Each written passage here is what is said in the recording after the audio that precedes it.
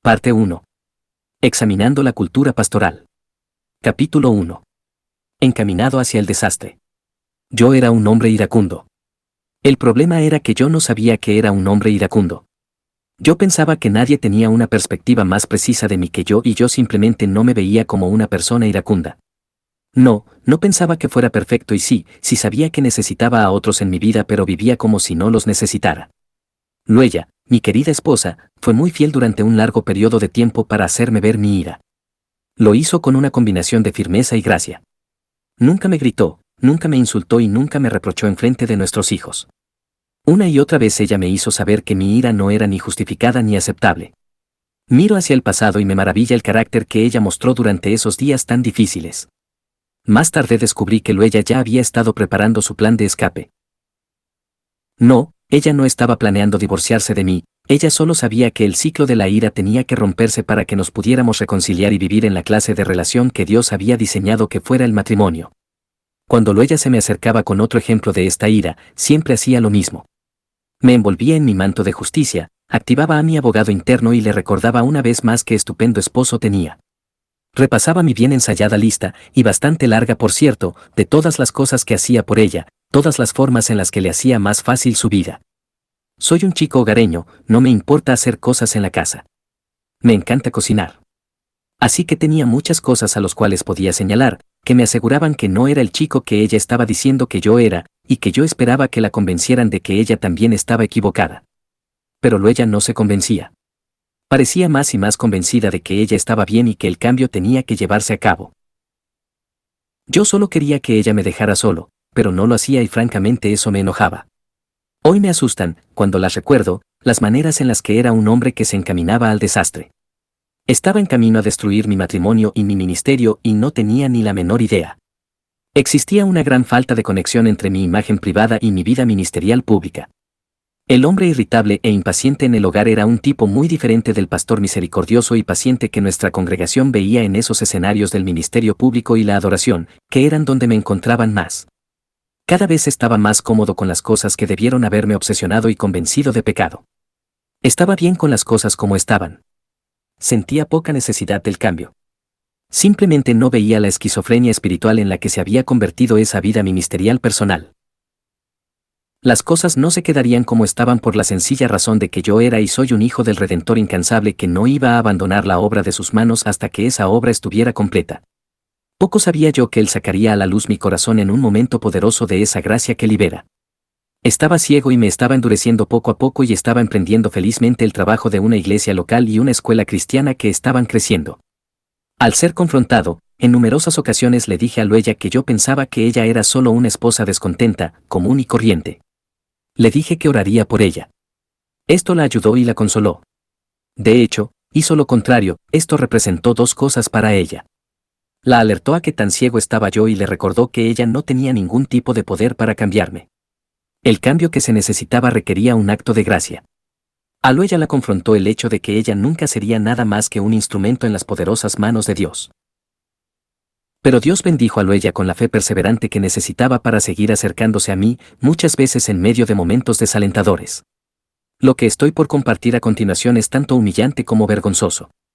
En una ocasión, cuando Luella me estaba enfrentando con otro caso de mi ira, me sentí presionado y de verdad dije estas palabras sumamente humildes. Al 95% de las mujeres en nuestra congregación les encantaría estar casadas con un hombre como yo. ¿Cómo puede ser esto humilde? Luella rápidamente me informó que ella estaba en el restante 5%. ¿Qué tan ciego tiene uno que estar para dejar que una afirmación como la mía saliera de mis labios?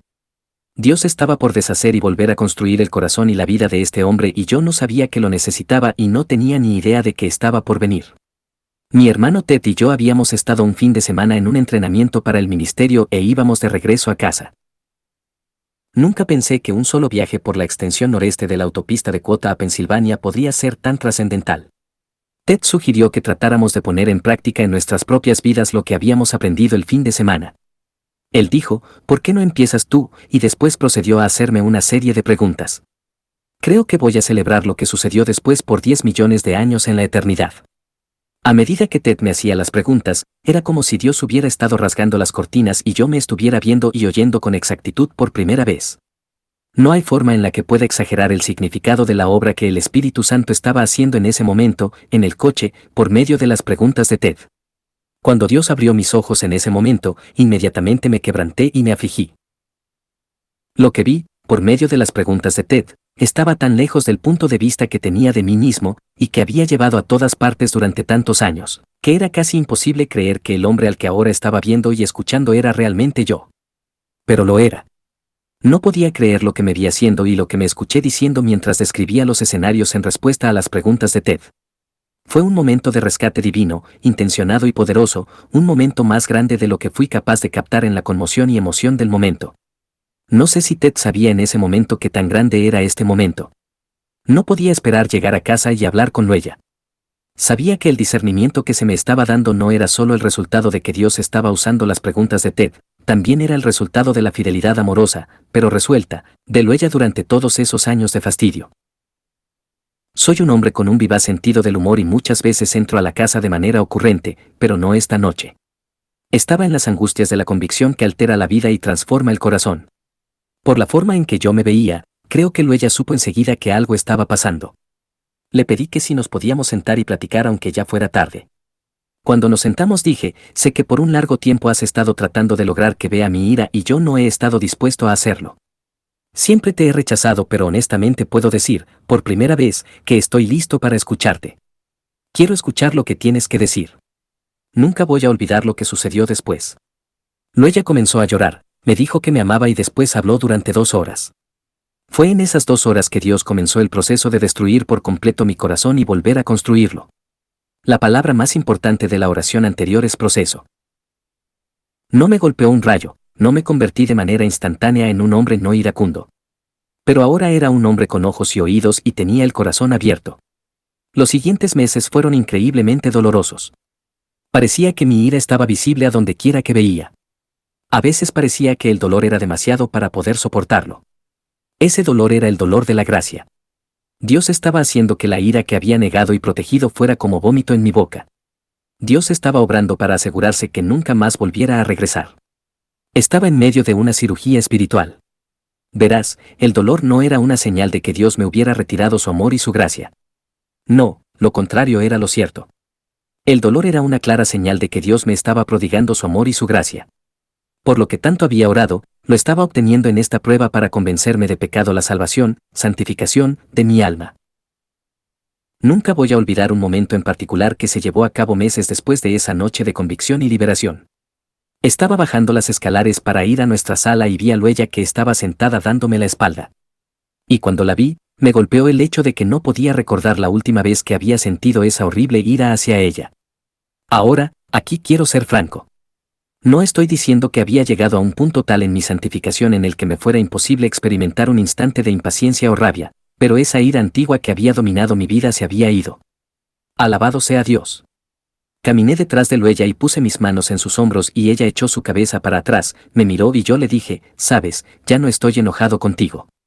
Juntos reímos y lloramos al mismo tiempo por la belleza de lo que Dios había hecho. No estás solo.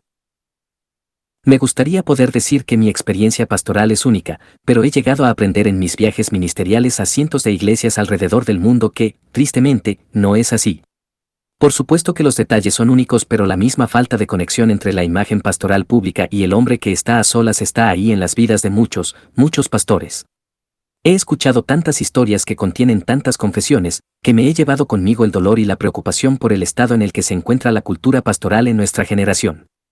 Es la carga de esta preocupación, asociada a mi conocimiento y experiencia de la gracia transformadora, lo que me ha motivado a escribir este libro. Hay 3 temas fundamentales que operaron en mi vida, que he descubierto que operan en las vidas de muchos pastores con los que he platicado. Estos temas fundamentales funcionaron como el mecanismo de la ceguera espiritual en mi vida y lo hacen en las vidas de incontables pastores alrededor del mundo. Analizar estos temas es una buena forma de lanzarnos a hacer un examen de las áreas en las que la cultura pastoral puede no ser del todo bíblica y a considerar las tentaciones que residen en el ministerio pastoral o que el ministerio pastoral intensifica. 1. Dejé que el ministerio definiera mi identidad. Esto es algo de lo que he escrito antes, pero pienso que es particularmente importante que la gente que está en el ministerio lo entienda. Siempre lo digo de esta manera, nadie es más influyente en tu vida que tú porque nadie te habla más que tú. Ya sea que te des cuenta de esto o no, estás en una conversación contigo mismo que no tiene fin y las cosas que te dices acerca de ti le dan forma a la manera en la que vives. Constantemente te estás hablando de tu identidad, de tu espiritualidad, de tu funcionalidad, de tu emotividad, de tu mentalidad, de tu personalidad, de tus relaciones, etc. Constantemente te estás predicando alguna clase de evangelio. Te predicas un antievangelio de tu propia justicia, poder y sabiduría o te predicas el verdadero evangelio de una profunda necesidad espiritual y gracia suficiente. Te predicas un antievangelio de soledad e incapacidad o te predicas el verdadero evangelio de la presencia, provisión y poder de un Cristo omnipresente. Precisamente, en medio de tu conversación interna, está lo que te dices acerca de tu identidad. Los seres humanos siempre se están asignando alguna clase de identidad. Solo existen dos lugares en los que hay que buscar. ¿Vas a obtener tu identidad de manera vertical, de quien eres en Cristo, o la vas a estar comprando de manera horizontal en las situaciones, experiencias y relaciones de tu vida diaria? Esto es cierto para todos, pero estoy convencido que obtener la identidad de uno de manera horizontal es una tentación concreta para los que están en el ministerio. Parte de por qué estaba tan ciego a la enorme falta de conexión que existía entre lo que estaba sucediendo en mi vida ministerial pública y mi vida familiar privada era esta cuestión de la identidad. El ministerio había llegado a ser mi identidad. No pensaba de mí como un hijo de Dios que tenía una necesidad diaria de la gracia, en medio de mi propia santificación, todavía en una lucha con el pecado, todavía con una necesidad del cuerpo de Cristo y llamado al ministerio pastoral. No, pensaba de mí mismo como un pastor. Eso es todo, conclusión. El oficio de pastor era más que un llamado y un conjunto de dones que Dios me había dado y que el cuerpo de Cristo había reconocido. Pastor me definía. Era yo en un sentido que probaba ser más peligroso de lo que yo hubiera pensado. Permíteme explicar la dinámica espiritual de todo esto. De maneras que mis ojos no veían y mi corazón todavía no estaba listo para abrazar, mi cristianismo había dejado de ser una relación. Sí, sabía que Dios es mi Padre y que yo soy su Hijo, pero en lo cotidiano y lo habitual las cosas se veían diferentes. Mi fe se había vuelto un llamado profesional. Se había vuelto mi trabajo. Mi papel como pastor era la forma en que yo me entendía. Moldeaba la manera en que me relacionaba con Dios. Creaba mis relaciones con las personas que estaban en mi vida. Mi llamado se había vuelto mi identidad y estaba en problemas y no tenía ni la menor idea. Estaba predispuesto para el desastre y, si no hubiera sido la ira, hubiera sido algo más. No es una sorpresa para mí que haya muchos pastores amargados allá afuera, muchos que están socialmente incómodos, muchos que tienen en casa relaciones desordenadas y disfuncionales, muchos que tienen relaciones tensas con los miembros del personal o con los líderes laicos y muchos que luchan con pecados secretos que no han confesado. ¿Pudiera ser que todas estas luchas se potencian por el hecho de que hemos llegado a estar cómodos con vernos y definirnos de un modo que no es del todo bíblico? Así que llegamos a la relación con Dios y con los demás no estando del todo necesitados. Y ya que no estamos del todo necesitados, no estamos del todo abiertos al ministerio de los demás y al convencimiento de pecado por parte del Espíritu. Esto consume al aspecto privado de la devoción en nuestro caminar con Dios. La adoración sensible y sincera es difícil para una persona que piensa de sí misma en los términos de que ya tuvo éxito. Nadie festeja la presencia y la gracia del Señor Jesucristo más que la persona que ha abrazado su necesidad desesperada y diaria de ella. Pero el ministerio me ha redefinido. Hoy encuentro vergonzosas las formas en las que me dije que yo no era como todos los demás, que yo existía en una categoría única. Y si yo no era como todos los demás, entonces yo no necesitaba lo que todos los demás necesitaban. Ahora bien, si me hubieras dicho que me sentara y me hubieras dicho todo esto concretamente, te hubiera dicho que todo esto era un montón de tonterías, pero así era como actuaba y me relacionaba. Sé que no estoy solo. Hay muchos pastores que se han metido en una categoría espiritual que no existe. Como yo, piensan que son alguien que no son. Así que responden como no deberían y desarrollan hábitos que son espiritualmente peligrosos. Están contentos con una vida devocional que, o no existe, o que el tener que preparar constantemente secuestra. Están cómodos con vivir fuera del cuerpo de Cristo o por encima de él. Están listos para ministrar pero no están muy abiertos a que se les ministre. Hace mucho que dejaron de verse con exactitud y, por esta razón, tienen la tendencia a no recibir bien la amorosa confrontación de los demás. Y tienden a llevarse a casa con ellos esta categoría única de la identidad y no son para nada humildes y pacientes con sus familias. La identidad falsa que muchos de nosotros nos hemos adjudicado después estructura cómo vemos a los demás y cómo les respondemos. Tú eres más amoroso, paciente, amable y misericordioso cuando estás consciente que no existe una verdad que tú le puedas dar a otro que tú mismo no necesites con desesperación. Eres más humilde y amable cuando piensas que la persona a la que le estás ministrando es más parecida a ti que diferente. Cuando te has metido en otra categoría que tiende a hacerte pensar que has tenido éxito, es muy fácil que critiques y seas impaciente. Escuché a un pastor que, sin darse cuenta, verbalmente expresó bien esto. Mi hermano Ted y yo estábamos en una gran conferencia sobre la vida cristiana escuchando a un reconocido pastor hablar sobre la adoración familiar. Contó historias del celo, la disciplina y la dedicación que tenían hacia la adoración personal y familiar los grandes padres de nuestra fe.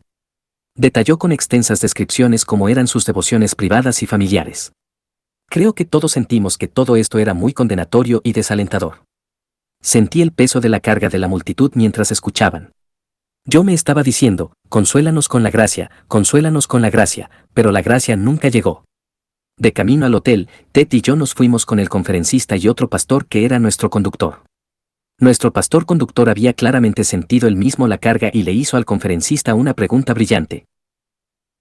Él dijo, si un hombre en tu congregación viniera contigo y te dijera, pastor, sé que se supone que debo tener devocionales con mi familia, pero las cosas están tan caóticas en mi casa que apenas si puedo levantarme de la cama y darle de desayunar a mi hijo e ir a la escuela, no sé cómo alguna vez voy a lograr tener los devocionales también, ¿qué le dirías? La siguiente respuesta no la he compuesto ni mejorado en modo alguno. El conferencista contestó, yo le diría, soy un pastor, lo que quiere decir que llevo mucho más cargas por muchas más personas que tú y si yo puedo llevar a cabo todos los días la adoración familiar, tú también deberías poder hacerlo. Tal vez lo dijo porque estaba con un grupo de pastores, pero él realmente lo dijo. No se identificó con la lucha que este hombre tenía. No había un ministerio de la gracia. Al venir de un mundo que este hombre no entendía, colocó la ley sobre él de una manera aún más pesada, como tristemente lo hice yo una y otra vez con mi esposa e hijos. Cuando escuché su respuesta me enojé, hasta que recordé que yo había hecho exactamente lo mismo una y otra vez. En casa era demasiado fácil impartir juicio al mismo que yo también era demasiado tacaño para dar la gracia. Pero había otra cosa que estaba operando que era incluso más peligrosa. Esta identidad de categoría única no solo definía mi relación con los demás, sino también estaba destruyendo mi relación con Dios. Ciego a lo que estaba pasando en mi corazón, era orgulloso e inaccesible, estaba a la defensiva y demasiado cómodo. Yo era un pastor, no necesitaba lo que la demás gente necesitaba. Ahora bien, quiero decir una vez más que a un nivel teológico y abstracto, hubiera argumentado que todo esto eran puras tonterías. Ser pastor era mi llamado, no mi identidad. Hijo del Dios Altísimo era la identidad que la cruz me había comprado. Miembro del cuerpo de Cristo era mi identidad.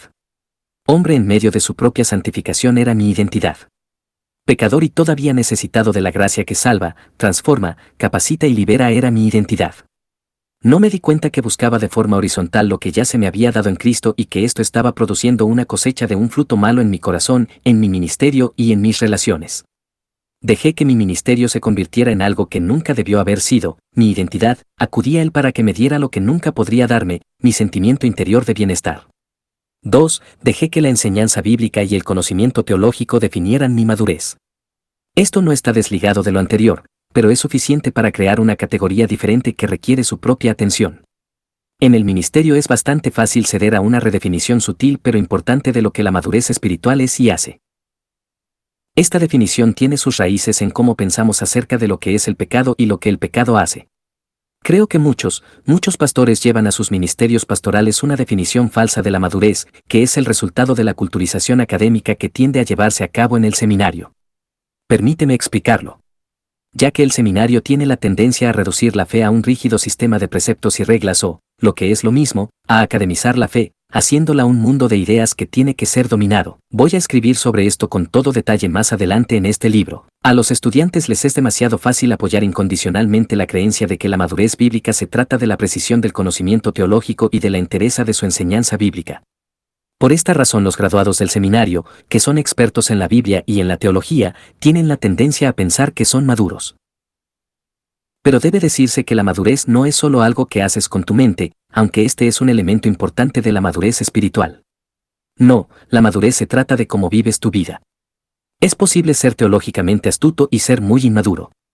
Es posible ser bíblicamente culto y tener una importante necesidad de crecimiento espiritual. Yo me gradué con honores en el seminario. Gané premios académicos. Supuse que era maduro y cualquiera que no compartía mi apreciación me hacía sentir incomprendido y yo pensaba que me juzgaba mal. De hecho, vi esos momentos de confrontación como parte de la persecución que todos enfrentan cuando se entregan al ministerio del Evangelio. Ahora, las raíces de esto son un serio malentendido de lo que son el pecado y la gracia. Verás, el pecado no es primero un problema intelectual. Sí afecta mi intelecto, como lo hace con todas las áreas de mi funcionamiento. El pecado es primero un problema moral. Se trata de mi rebelión contra Dios y de mi búsqueda para obtener para mí mismo la gloria que se le debe a Él. El pecado no se trata primero de la infracción de cualquier conjunto abstracto de reglas. El pecado se trata primero, y antes que nada, de romper mi relación con Dios, y porque he roto esta relación, entonces es fácil y natural rebelarme contra las reglas de Dios. Así que no solo es mi mente la que tiene que ser renovada por una enseñanza bíblica sana, sino que la poderosa gracia del Señor Jesucristo tiene que recuperar mi corazón.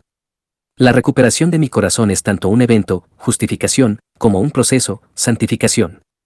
El seminario, por lo tanto, no va a resolver mi problema más serio, el pecado. Puede contribuir a la solución, pero también me puede cegar a mi verdadera condición por su tendencia a redefinir lo que en realidad se parece a la madurez. La madurez bíblica nunca se trata solo de lo que sabes, siempre se trata de cómo la gracia ha usado lo que has llegado a saber para transformar la manera en la que vives. Piensa en Adán y Eva. No desobedecieron a Dios porque fueran intelectualmente ignorantes de los mandamientos de Dios. No, ellos deliberadamente pasaron por encima de los límites de Dios porque buscaron el lugar de Dios. La guerra espiritual del Edén se peleó sobre el césped de los deseos de los corazones de Adán y Eva. La batalla se estaba peleando en un ámbito más profundo que el mero conocimiento. Considera a David. No reclamó a Betsabé como suya y planeó deshacerse de su esposo porque fuera ignorante de las prohibiciones de Dios en contra del adulterio y el homicidio. No, David hizo lo que hizo porque en algún momento no le importó lo que Dios quería. Iba a tener lo que su corazón deseaba sin importar qué. O piensa en lo que quiere decir ser sabio. Hay una enorme diferencia entre conocimiento y sabiduría. El conocimiento es una comprensión exacta de la verdad. La sabiduría es entender y vivir a la luz de cómo esa verdad se aplica a las situaciones y relaciones de tu vida diaria. El conocimiento es un ejercicio de tu cerebro.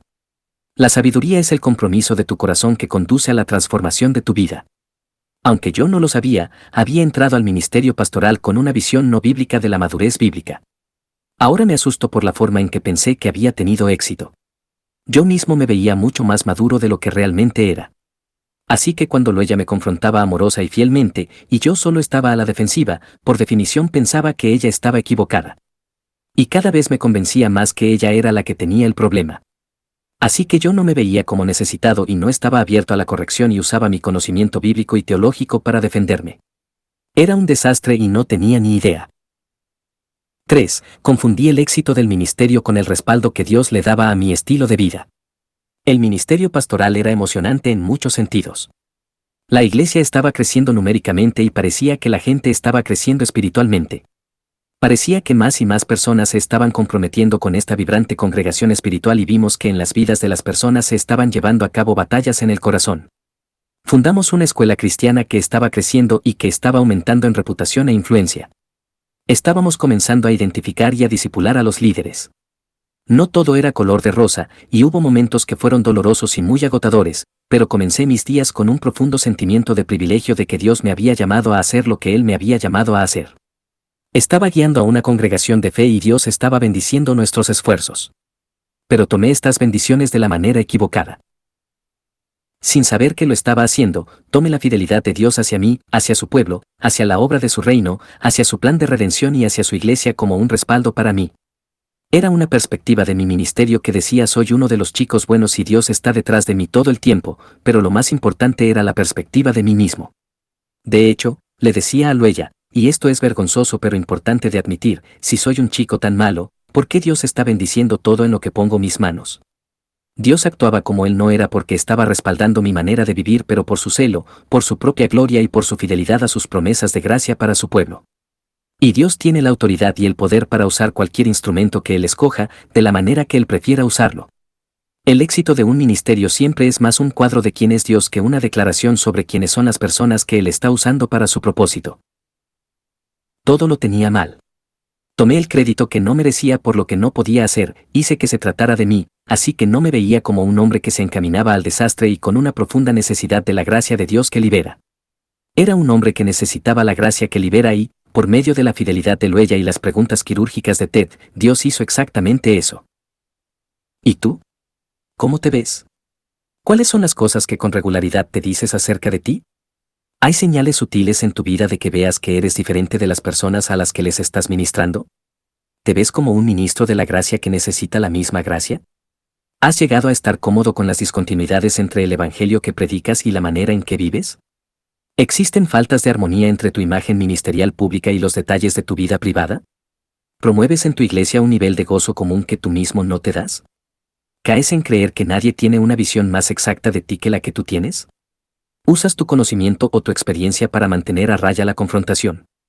Pastor, no tienes que tener miedo de lo que está en tu corazón y no tienes que tener miedo a que te conozcan porque no hay nada en ti que pudiera salir a la luz, que no haya ya sido cubierto por la preciosa sangre de tu Rey Salvador, Jesús.